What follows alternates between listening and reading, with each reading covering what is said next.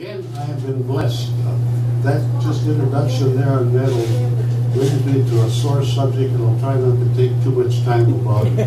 I often wonder why there were so few medals presented to people in here, the veterans, because I was there. I could see what was going on, but at that time, medals never entered my mind or anybody's mind. It was later that it occurred to me there's something wrong. I would go walk to the post exchange and I'd see these airmen, and they had ribbons going all the way down almost to their belt. And I had served 24 years in the military. I was in World War II. I was a bomber pilot, and when I was in full dress, I had difficulty mustering 3 rows. Very difficult to muster 3 rows on ribbons. So I did some research. What on earth is going on? What I found out explains it.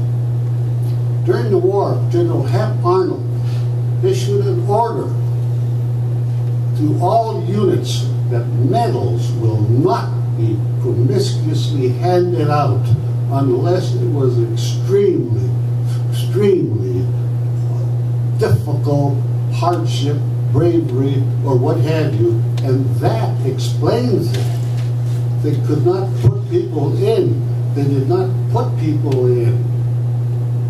So that explained it to me very, very clearly.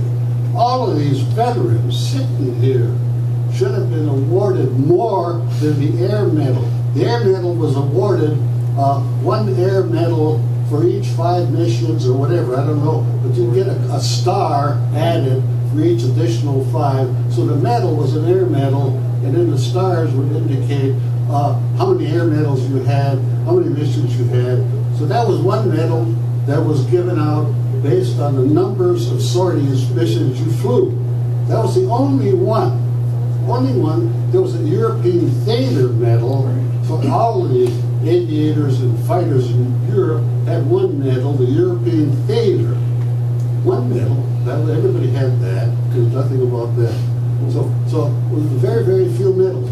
The next medal from the Air Medal would be the Distinguished Flying Cross, and that all of these people should have had Distinguished Flying Crosses. They could have given them 2 or 3, really. Wouldn't have made much difference. They all deserve it. They had very, very few Distinguished Flying Crosses issued to the bomber crews. And it was all distinguished flying. Every mission was distinguished in itself. There were no medals awarded. That's the way it was.